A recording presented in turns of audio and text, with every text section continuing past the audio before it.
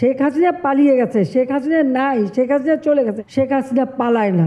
ছাত্র জনতার গণ অভ্যুত্থানে গত 5 আগস্ট পদত্যাগ করে ভারতে চলে যান সাবেক প্রধানমন্ত্রী ও আওয়ামী লীগ সভাপতি শেখ হাসিনা। এতদিন তিনি সেখানে অবস্থান করছিলেন। ভারত থেকে সৌদি আরব, সংযুক্ত আরব আমিরাত ও ফিনল্যান্ডে আশ্রয়ের জন্য চেষ্টা করছিলেন বলে জানা গেছে।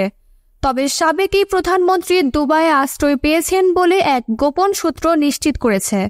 তবে ঠিক কবে নাগাদ তিনি আরব আমিরাতে পৌঁছান তা এখন পর্যন্ত নিশ্চিত জানা যায়নি। সম্প্রতি আরব আমিরাতে দেখা যায় নারায়ণগঞ্জের সাবেক সংসদ সদস্য শামীম ওসমানকে। ধারণা করা হচ্ছে শেখ হাসিনা দুবাইয়ের শামীম ওসমানের বাসাতেই অবস্থান করছেন।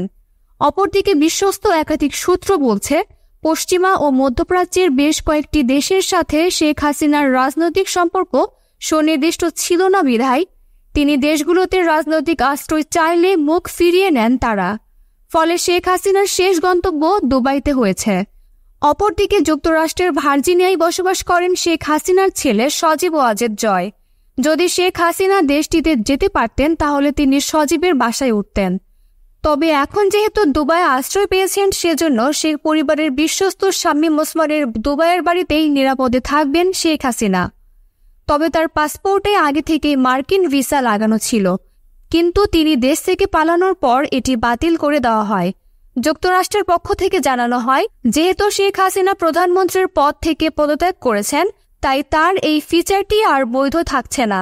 এর আগে ভারতীয় এক গণমাধ্যমে বলা হয়েছিল, শেখ হাসিনা যদি বেশি দিন ভারতে থাকেন তাহলে এটি দেশটির জন্য বিব্রতকর হবে, কারণ বাংলাদেশের নতুন সরকার শেখ হাসিনাকে বিচারের মুখোমুখি করতে ফেরত চাইতে পারে। ঠিক এই কারণেই শ্রীলঙ্কার সাবেক প্রেসিডেন্ট গোতাবায়া রাজাপাকসে ও আফগানিস্তানের সাবেক প্রেসিডেন্ট আশরাফ ঘানিকে ভারত আশ্রয় দেয়নি।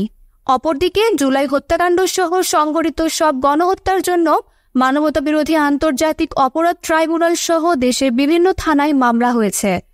এখন অপেক্ষার বিষয় আওয়ামী লীগের রাজনীতির ভবিষ্যৎ কর্মপরিকল্পনা কী হতে পারে।